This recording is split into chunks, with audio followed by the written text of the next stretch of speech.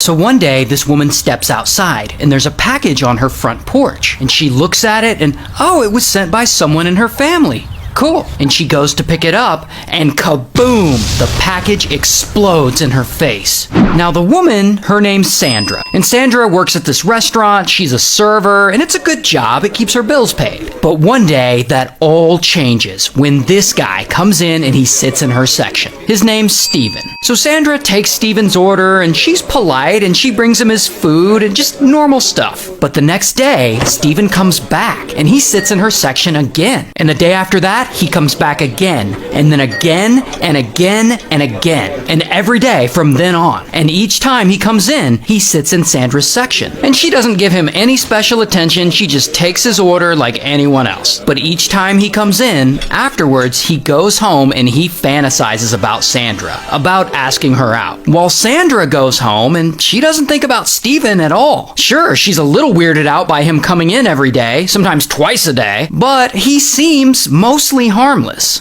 Until this whole pattern goes on for about 2 years. Like he comes in and he sits in her section and he orders food. But then one day, Steven gets a little courage and he looks at himself in the mirror and he thinks, today is the day. Today, I'm going to ask her out. So he shows up to the restaurant like normal and he sits in her section and eats like normal. But this time, instead of asking Sandra for the bill, he's like, hey, want to go see a movie sometime? And Sandra, she doesn't know what to say. She's like, I'm flattered, but no thank you.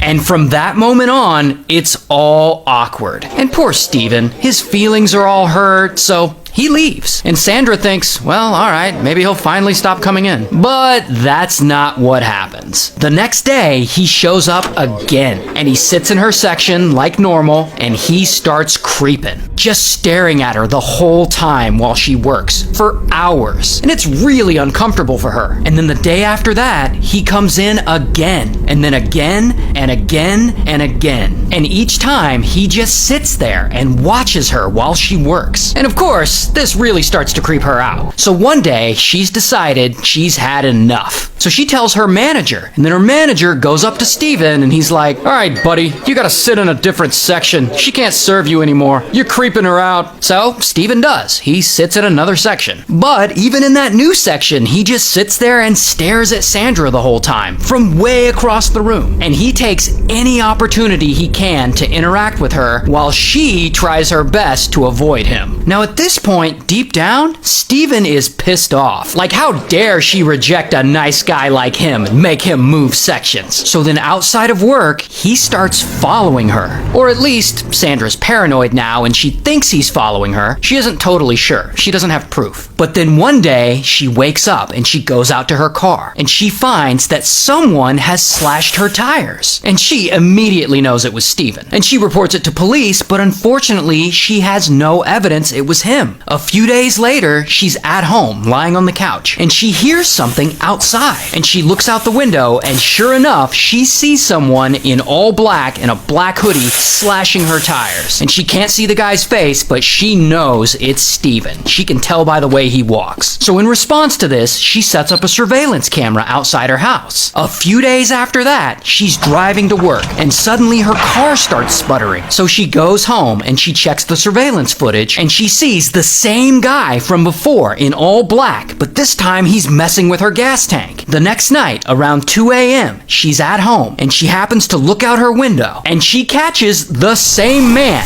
outside messing with her gas tank again. But this time, she catches it early enough to call 911 while the crime is taking place. So then, boom, police go and they arrest Steven, and they charge him with destruction of property, and he gets found guilty, and he's sentenced to 6 months in prison. Oh, but it's not over for Steven, because while he's in prison, he starts plotting his revenge. I mean, he is pissed. Like, how dare she reject him and get him locked up? He feels he needs to make her pay, and he comes up with a plan. So he serves all his time, and once he's out, he starts putting this plan into motion. So first, he researches and logs all of Sandra's friends and family and their contact information. Then he goes and he buys a manual on how to build a pipe bomb. And then he gathers up all the supplies he needs, and he starts putting this pipe bomb together piece by piece. About 2 months later, he's confident he has a working explosive device. So he boxes it up in a little package like he's gonna mail it, and he makes the return address look like one of her relatives. Then, early one morning, when the moment is right, he shows up to her house, and he quietly places the neatly wrapped package on her front porch, and he sneaks away. Shortly after, Sandra steps outside, and she sees this package there at her feet. And she's like, oh, cool, someone sent me something. And then she reaches down to pick it up, and the very moment she gets her hands on it, kaboom! It completely explodes in her face. And sadly, it unalives her instantly.